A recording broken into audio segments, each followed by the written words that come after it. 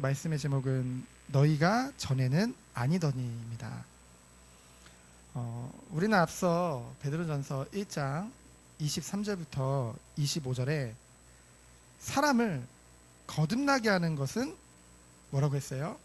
영원하신 하나님의 말씀이라고 했어요. 오늘 본문은 이제 하나님의 말씀으로 거듭난 자들이 어떻게 살아가야 될지에 대해서 구체적으로 말씀하고 있습니다. 사람이 출생을 하면은 그냥 갓난아기의 모습으로 있는 것이 아니라 시간이 지남에 따라 성장하게 되어져 있죠.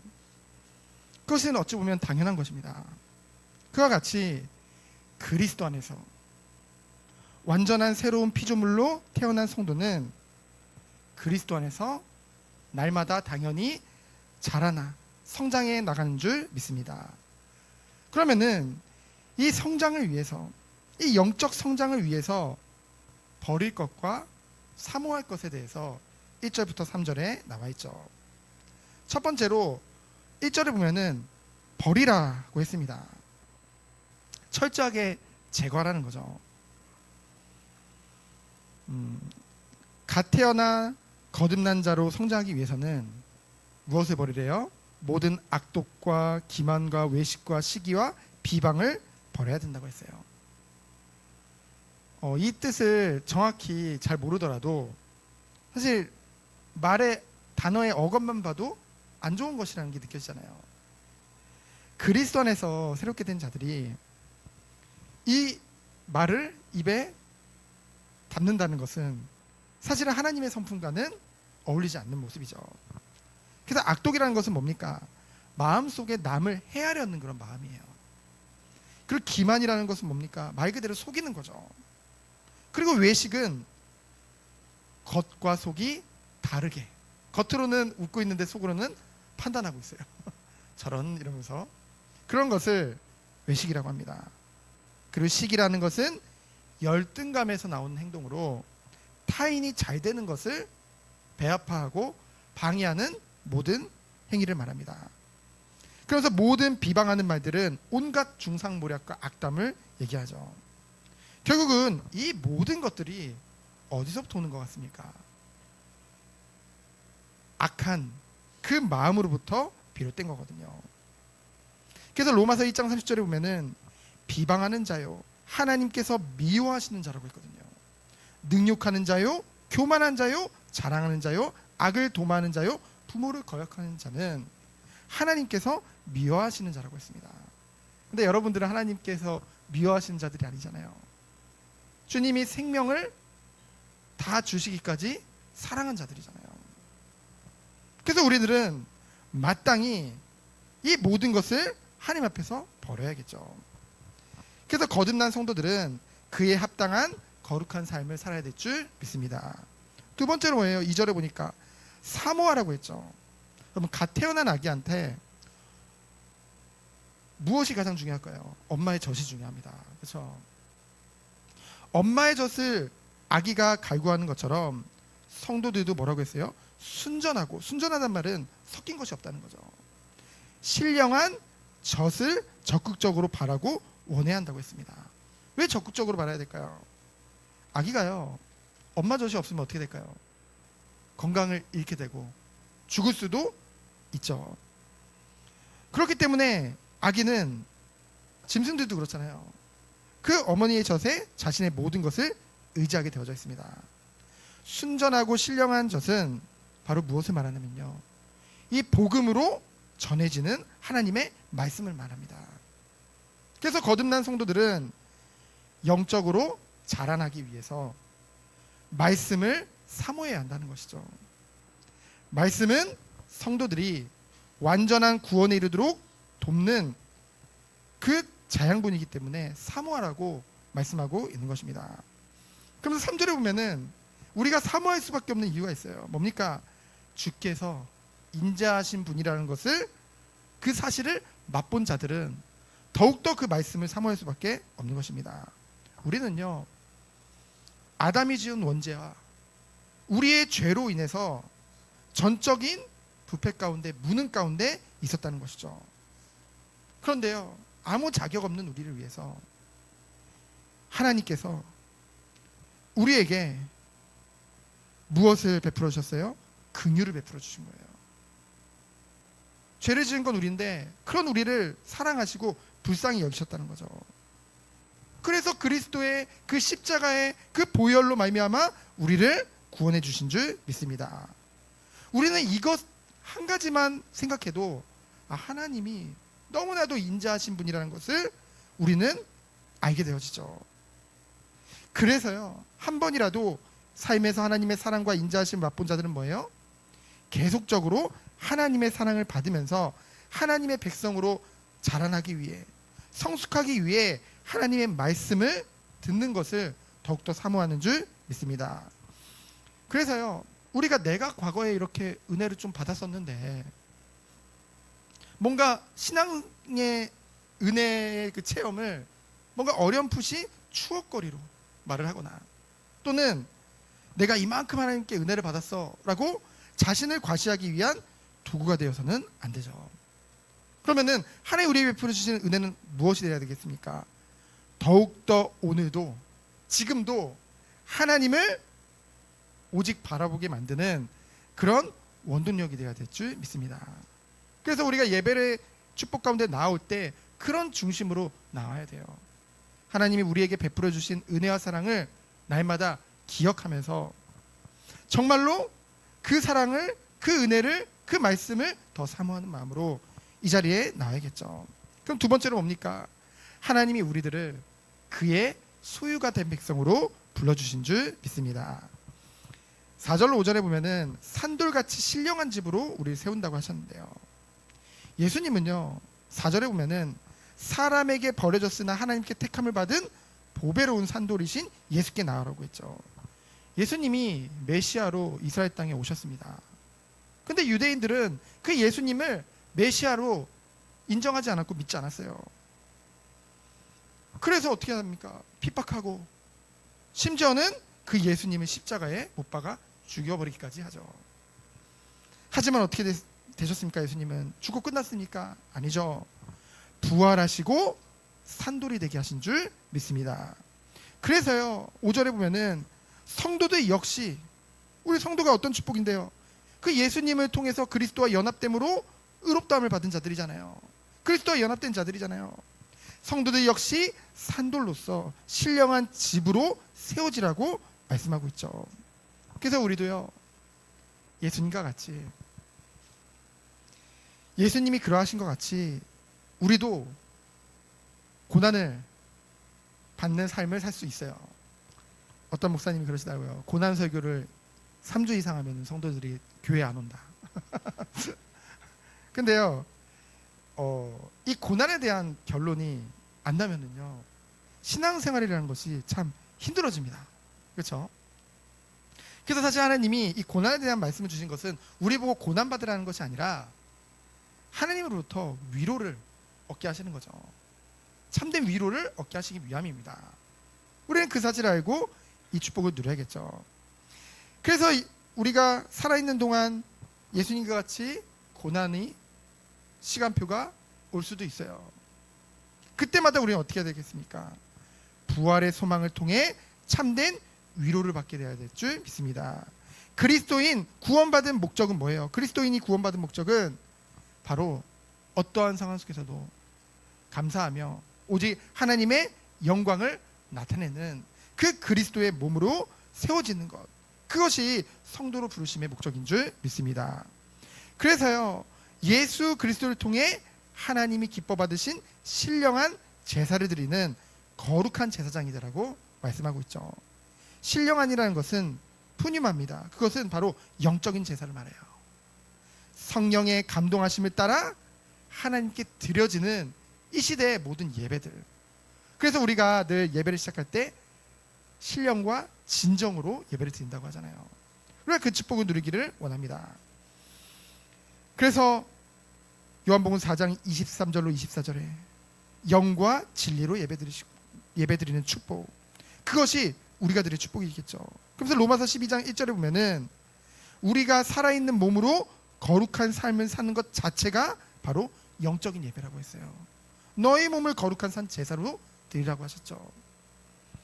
그리고 히브리서 13장에 보면은 예수 그리스도의 이름으로 찬양하고 선행하고 구제의 삶을 사는 것이 하나님을 기뻐하시는 제사라고 히브리서 13장에 나옵니다. 그래서요, 신약 시대에 성도가 제사장으로서 드리는 신령한 예배, 찬송, 선행, 구제, 거룩한 삶 등이 모두 하나님을 기쁘시게 하는 산 제사요 예배인 줄 믿습니다. 그래서 6절로 8절을 보면은 예수 그리스도는 성도들이 세워가는 신령한 집의 모퉁이 돌이 되었다고 했죠. 이 말은 뭐냐면요, 하나님의 은혜 밖에 있는 자들, 그들에게는요 이 그리스도가 너무나 무가치한 거예요. 그래서 버린 돌이 되어졌지만은 믿는 자에게는 뭐가 된 거예요? 보배로운 모퉁이 돌이 되셨다는 거죠. 그리스도를 믿는 자는 부끄러움을 당할 것이나 그리스도를 믿지 않고 성도를 핍박하는 자들은요, 때가 되면은요 더욱더 큰 부끄러움을 당할 수밖에 없죠. 그러나 믿는 자들은 사는 동안에는 고난을 당하지만은 마지막에는 부끄러움을 당하지 않는 것입니다. 8절을 보면 하나님의 말씀을 순종하지 않는 자들에게는 그리스도가 부딪히고 걸려 넘어지는 바위가 되어 완전히 넘어질 것을 말씀하고 있죠. 그래서요, 우리는 영원한 것을 바라보면서 매일매일을 나가야 되는 것입니다. 그런데 여기 8절에 보면은 중요한 말씀을 하고 있죠. 뭐라고 말씀하시냐면요, 이는 그들이 이렇게 정하신 것이라 라고 했어요. 여러분, 하나님이 우리 한 사람 한 사람을 택하셨죠. 그걸 예정이라고 합니다. 구원을 작정하신 것을. 근데 하나님은 유기된 자들도 이렇게 정하신 것입니다. 은혜 밖에 있는 자들은. 그럼 하나님이 불공평한 거 아니에요? 로마서 9장에 보면 분명히 나와 있죠. 토기장의 비유를 통해서 토기장이도 귀 있을 그릇, 손 있을 그릇을 결정할 권한이 있는데 누가 하나님께 그것을 반문할 수 있겠습니까? 하나님이 죄인된 우리들을 용서하시고 예정하신 것은 하나님의 사랑을 근간으로 한 것이요, 정말로 유기된 자들은 뭐예요? 하나님의 공의로 인해서 그런 이들을 당하게 되어지는 것이죠. 그래서 우리들은 예정과 유기의 그 교리를 통해서 무엇을 깨달을 수 있냐면요, 하나님의 사랑과 공의를 더욱더 깊이 깨달을 수 있는 것입니다. 그래서 우리는 이거는 불공평해요가 아니라 하나님이 그럼에도 불구하고 베풀어 주신 그 은혜에 감사하며 영광 돌리는 여러분이 됐으면 좋겠습니다. 그래서요, 우리가 살고 있는 지금 세상은 어떻다고 했죠? 분별력을 완전히 상실한 곳입니다. 분별력을 상실한 곳이 우리가 살고 있는 세상이에요. 우리가 만나고 있는 사람들입니다. 그래서 세상의 사람들에게 여러분 시험 들지 마세요. 오히려 우리는 하나님으로부터 바른 영적 분별력을 가지고 그들을 봐야겠죠. 어떻게 영적 분별력을 가질 수 있습니까? 바로 그리스도의 보혈로 가능한 줄 믿습니다. 진리의 빛 대신 예수 그리스도께 나아갈 때 우리는 진리가 무엇인지 날마다 알고 깨달을 수 있는 것이죠. 성령으로 거듭나 겸손히 주님께 나아가 진리가 무엇인지 배우게 되죠. 그래서 죄를 회개하고 주님의 말씀이 곧 진리임을 믿게 되는 것입니다. 그래서 주님이요, 이 성경 말씀에 진리라고 인정하시는 것은 진리라고 인정하면 되는 거예요. 그리고 예수님이, 그리고 하나님이 거짓이라고 하는 것은 거짓되다고 인정하고 믿으면 되는 것입니다. 이것이 세상에서 진리에 대해서 정말로 분별력을 갖는 유일한 길이라는 것이죠. 말씀이 기준이에요. 말씀만이 우리에게, 마지막 때를 살고 있는 우리에게 끝까지 주님이 원하시는 그 길을 갈 수 있는 원동력이요, 모든 것 되는 줄 믿습니다. 그래서 우리는 이 예배를 통해 하나님의 말씀을 날마다 나누는 거예요. 이 성경을 나누는 것이죠. 그러면서 9절로 10절을 보면은 우리가 너무나 잘 아는 말씀이죠. 오늘 본문입니다. 성도는 택함을 받은 자요 거룩한 공동체에 속한 자들이라고 했습니다. 먼저 성도는 뭐래요? 택하신 족속이요. 유대인들은 지금도 본인들이 선민이라고 생각을 합니다. 이스라엘 사람들 그러고 살고 있어요. 왜냐하면 우리가 그 야곱의 혈통적인 육체의 그 후손이기 때문에 우리가 선민이다라고 생각하지만은 신약 시대엔 뭡니까? 그리스도를 믿고 그리스도와 연합된 우리 모든 성도님들이 영적 이스라엘이요 택하신 족속인 줄 믿습니다. 그러면서 왕 같은 제사장들이라고 했어요. 여러분, 왕은 어떤 자입니까? 왕은 존귀한 자입니다. 그렇죠? 왕이 막 속옷만 입고 돌아다닌다 그러겠습니까? 왕이 자기가 누군지를 아는데, 자기가 누군지 알기 때문에, 자기가 존귀한 것을 알기 때문에 함부로 행동하지 않습니다. 그렇죠? 여러분 한 사람 한 사람을 왕 같은 제사장들이라고 부르시는 것은 여러분 한 사람 한 사람이 하나님 보실 때 너무나도 존귀하다는 거예요. 그렇죠? 근데 그 왕의 존귀를 부여받은 제사장직이라는 거죠. 그래서 뭡니까? 하나님 외에는 그 어디에도 종속되지 않는 그런 영적인 그런 지위를 우리에게 주신 거예요. 그러면서 하나님께 신령한 제사를 드리는 예배자로 우리 한 사람 한 사람을 부르신 것이죠. 거기서 끝났습니까? 이곳에 세상에 하나님의 그 빛을 나타내는, 알리는 자로 우리 한 사람 한 사람을 부르신 줄 믿습니다. 그래서 거룩한 나라요, 하나님께 속한 백성들이라고 했어요. 하나님께 속했다. 우리는 하나님의 것이라는 거죠. 그래서 심판날까지 우리 한 사람 한 사람은 하나님이 보존하실 줄 믿습니다. 그래서 뭐라고 했어요? 로마서 8장 32절에 보면은 자기 아들을 아끼지 아니하시고 우리 모든 사람을 위하여 내주신 이가 어찌 그 아들과 함께 모든 것을 우리에게 주시지 않겠느냐. 이러한 모든 것을 주신 그 하나님의 영광을 위해 살아가는 여러분 됐으면 좋겠습니다. 그래서 하나님께서는요, 이처럼 성도들을 부르신 것은 어둠으로부터 불러내어 기이한 빛에 들어가게 하신 이의 아름다운 덕을 알리기 위함이죠. 근데 무엇을 통해서 전달이 될까요? 말뿐만이 아니라 우리의 삶을 통해서 복음이 전파되는 줄 믿습니다. 성도는요, 전에는 백성이 아닌 자로서, 아닌 자였잖아요. 하나님의 백성이 아니었는데 하나님의 백성이 되었죠. 전에는 하나님의 긍휼을 얻지 못하였지만은 이제는 긍휼을 얻은 자라고 했습니다. 그래서 어떠한 박해 속에서도 보호를 받고, 지금도 보호를 받고, 마지막 때 궁극적으로 구원을 받는 자들, 그것이 바로 성도인 줄 믿습니다. 그래서요, 뜨뜻미지근하고 뭐 별로 변함이 없는 것이 당연한 것이 아닙니다. 성도는요, 비포 애프터라고 하죠. 성형수술에만 나오는 게 아니라 비포 애프터가 그 차이가 분명한 것이 바로 성도의 삶입니다. 고린도서 5장 17절에 보면은 주의 은혜로 우리가 완전히 바뀌었죠. 그래서 이전 것은 지나가고 보라 새로운 피조물이 됐다고 했잖아요. 우린 새로운 피조물이 된 것입니다. 주님을 영접함으로 우리의 정체성이 완전히 바뀌었죠. 이건 다 알고 계시잖아요. 근데 거기서 한 걸음 더 나아가 우리는 어떤 축복을 누려야 되겠습니까?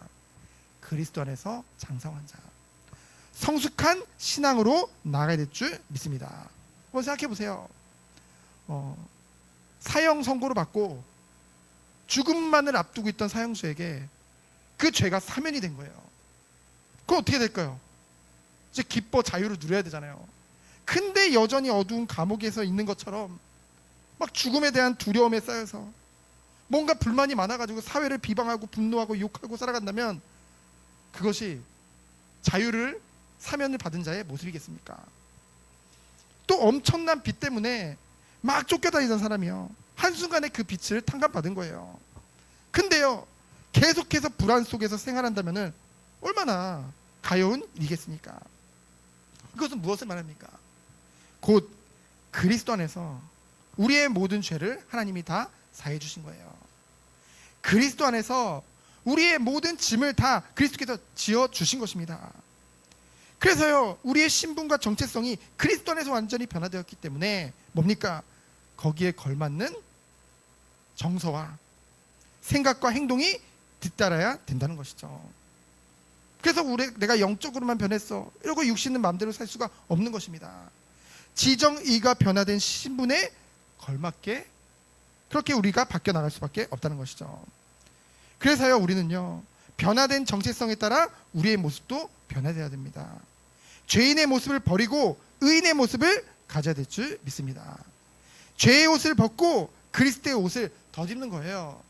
그래서 정말로 아니 육신의 얼굴을 성형수술하면 사람들이 다 알아보잖아요. 그렇죠? 영적으로 바뀌었는데요. 우리가 정말로 그것이 우리의 마음과 삶과 행동과 말에서 당연히 나올 수밖에 없다는 것이죠. 그래서 여러분 찬송가 305장 아십니까? 나 같은 죄인 살리신.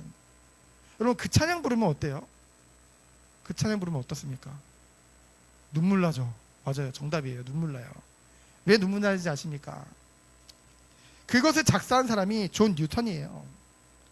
그 존 뉴턴 얘기 잘 알잖아요. 예수님을 믿기 전에는 원래는 아프리카 원주민을요 노예로 잡아서요 백인들에게 팔던 자였어요. 그래서요 그 아프리카 원주민들을 보면서 그 가정을 가정으로 보지 않았어요. 아이들을 아이들로 보지 않았어요. 부모, 아이들 완전히 무자비했습니다. 그래서 가정을 파괴하고요, 인권을 유린하고요, 심지어는 반항하는 아프리카 원주민이 있으면은 죽이기까지도 했습니다. 그랬던 그가 주님을 진정으로 만난 후에 완전히 변화된 거예요. 그래서 노예선의 선장이었었거든요. 근데 그가 노예 제도를 폐지하자고 강력히 주장하게 된 것이죠. 그래서 그 사람이 이런 변화가 그리스도 안에서 변화된 것을 고백해서 그의 찬양과 감사의 노래가 바로 이 찬송가 305장입니다. 나 같은 죄인 살리신 주 은혜 놀라와. 그렇죠? 그러니까 우리가요 그 가사를 볼 때 우리에게 감동으로 다가오는 것이죠. 얼마나 비포 애프터가 확실합니까? 그렇죠? 우리도 이 축복 속에 들어가기 원합니다. 주님은 몰랐던 이전의 우리의 모습이 우리에게 계속 남아있지 않기를 기도합니다. 과거에는 나의 소욕을 따라 생활했다면은 이제는 성령의 소욕을 따라 살아야겠죠. 전에는 이기적으로 살았다고 한다면은 이제는 나에게 그리스도 안에서 모든 것을 우리에게 다 베풀어 주셨기 때문에 그 은혜와 사랑을 너무나도 깨달았기 때문에 이웃을 사랑하며 정말로 하나님이 원하시는 헌신의 삶을 살아야겠죠. 이것이 정체성의 완전한 변화를 경험한 사람의 당연한 모습인 줄 믿습니다. 그래서 로마서 12장 2절에 보면은 오직 마음을 새롭게 함으로 변화를 받아 하나님의 선하시고 기뻐하시고 온전하신 뜻이 무엇인지 분별하며, 에베소 5장 8절에 보면은 이제는 빛의 자녀들처럼 행하라고 했죠. 우리가 이 은혜 속에 들어가기 원합니다. 이 축복 안에서 마지막으로 뭡니까? 11절로 25절에 보면은 선한 일을 행하라고 말씀하고 있습니다. 11절에 보면은 다시 한번 나누죠. 사랑하는 자들아 거루민과 나그네 같은 너희를. 거루민은 행인을 말하잖아요. 지나가는 사람입니다. 나그네 또한 한 군데 머무지 않고 지나가는 사람이라는 거죠. 여러분 우리는 이 세상 속에 그냥 지나가는 행인이요 나그네인 줄 믿습니다. 우리의 시민권은 하늘에 속해 있기 때문에, 그래서 우리가 바라볼 것은 이 세상의 것이 아니란 거죠. 따라서요 우리는요 세상 사람들처럼 이 세상의 것들을 조금이라도 더 가지려고 온갖 힘을 쓰는 것을 쫓아 살 필요가 없다는 것입니다. 하나님을 믿지 않는 자들은요 세상을 사랑하기 때문에 이 세상에서 좀 더 안락하게 살아가는 것을 오직 삶의 목적으로 살아가요. 그래서 최선의 노력을 다합니다. 노력이 잘못된 건 아니죠. 그 세상 사람들은요 오직 돈, 명예, 권력을 따라 살아갑니다. 그래서 돈벌이가 된다면 무엇이든지 하겠다는 것이 요즘 세상 사람들의 마음 자세라는 거죠. 이것이 세상이 전부라고 알고 살아가는 자들의 모습입니다. 그렇다면 성도는 어떤 축복을 누려야 될까요? 우리는 하늘을 본향으로 삼는 영적 나그네요 거루민인 줄 믿습니다. 그래서 세상의 안락함과 쾌락을 추구하는 것이 아니라 우리는 하나님의 것을 바라보며 거기서부터 모든 은혜를 다 받는 것이죠. 그렇다고 해서 뭔가 염세주의, 뭔가 허무주의, 비관주의자로 인생을 살아야 된다는 것을 말하는 것이 아닙니다. 오히려 성도에게는 하늘이라는, 천국이라는 너무나도 분명한 지향점이 있기 때문에 이 세상에서 우리가 스스로 우리가 주인이라고 살아가는 것이 아니라 구별된 삶을 살 수 있는 것이죠. 성도는요 나그네 거름이라는 것은 우리가 세상 사람보다 낮은 신분을 가졌다는 의미가 아닙니다. 또 인생을 포기하고 아무렇게나 살아가야 된다는 것도 더더욱 아니죠. 다만 뭐예요? 우리는 하늘의 시민권자로서 죄악된 세상 사람들의 생각과 행동과 인생의 목표를 따라 살지 않고 우리는 어떤 상황 속에서도 하늘의 소망을 두며 거룩하고 성결하게 하나님의 뜻을 따라 살라는 것입니다. 그래서 우리가 정말 이 은혜 안에서, 그러니까 하나님의 자녀는, 하나님의 백성은 어떤 겁니까? 영원한 것을 바라보기 때문에 우리가 어느 곳에 있든지 자족하며 어떤 상황 속에서도 당당할 수 있는 거예요. 비굴해지지 않습니다. 정말로 우리는 하나님의 백성이요 존귀한 자들이기 때문에 우리는 그 축복을 누리기를 원합니다. 그래서 12절에 보면은 우리가 행실을 선하게 해서 선한 일을 보고 그들이 하나님께 영광을 돌리도록 하라고 했죠. 그러면서 13절로 17절에 보면은 쭉 읽어보세요. 쭉 읽어보면 다 이해가 됩니다. 이거 새벽 예배 때, 첫 시간 예배 때 다 나눌 테니까 쭉 읽어보세요. 너무 기니까. 뭐 간단하게 보면은 그냥 사회 각종 제도에 순종하라는 거예요. 하나님 앞에서요. 그래서 이 모든 세상이 주를 위해 존재한다는 사실을 우리는 알기 때문에 우리는 우선 주어진 것에서 최선을 다하는 것이죠. 그러면서 15절에 보면은, 그리고 16절 17절 보면은요, 뭐냐면요, 우리가 선한 일을 행했는데 돌아오는 것은 선한 것이 아닐 수도 있어요. 비난과 핍박과 때로는 모진 말과 온갖 음해와 여러 가지들이 우리에게 쏟아질 수 있습니다. 그때 우리는 어떻게 해야 될까요? 우리의 성격으로는 좀 억울하잖아요. 이것이 내가 선을 행했는데 그걸 원수를 갚어? 그렇죠? 근데요, 우리는 영원한 하나님을 바라보면서, 주님이 그러셨잖아요. 주님은 이 세상 사람들을 구원하고자 이 땅에 오셨는데요, 근데 그들이 예수님을 영접치 않고 예수님을 끝까지 오직 육신의 만족을 줄 때만 조금 좋아했다가 조금 달라지면 바로 돌 던지고 욕하고 십자가에 못 박기까지 그랬던 자들. 근데 우리는 무엇을 마음에 품은 자입니까? 예수님의 마음이요 주님의 길을 가기를 작정된 자들입니다. 그래서요, 우리는 그것을 이상하게 생각하는 것이 아니라 선을 행함으로써 고난 중에도 인내하도록 부르심을 받았고요, 어떤 상황 속에서도 오직 주님만을 바라보며 견디고 승리하는 한 사람 한 사람으로 부르셨다는 것이죠. 그때 불신자들도 인정할 수밖에 없는 것입니다. 우리를 보면서 하나님께 영광 돌릴 수밖에 없다는 것이죠. 그래서 우리는 이제는 전에는 양과 같이 25절에 길을 잃었으나 이제는 영혼의 목자와 감독 대신 주인께 돌아와 길을 찾게 된 거예요.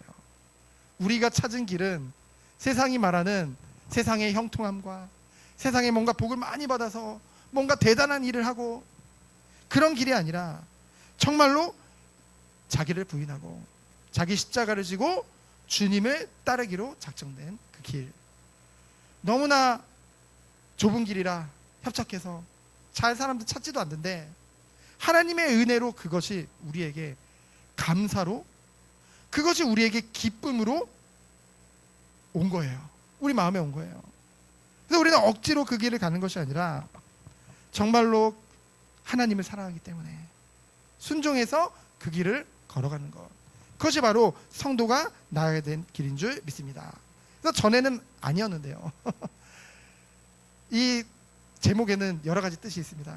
전에는 내 모습도 그런 모습이 아니었고, 전에는 내 생각도 그런 생각이 아니었고, 근데요, 이제는 그리스도 안에서 완전히 영적으로도 새롭게 됐지만은 이제는 눈에 보여지는 것도 하나님 앞에 산 제사로 드릴 수밖에 없는 그런 성숙한 성도로 인도하실 줄 믿습니다. 그것이 바로 예수님의 제자예요. 이 축복을 누리는 우리 모든 성도님들 되어지기를 예수 그리스도 이름으로 축원드립니다. 시작 기도합니다. 하나님 감사합니다. 나 같은 죄인 살리신 주님을 너무나 감사해서 어떤 상황 속에서도 넘어지지 않고 오직 주님만을 의지해서 하나님께 영광 돌리는, 감사함으로 영광 돌리는 우리 성도님 되도록 주께서 축복하여 주옵소서. 살아계신 예수 그리스도 이름으로 기도합니다. 아멘.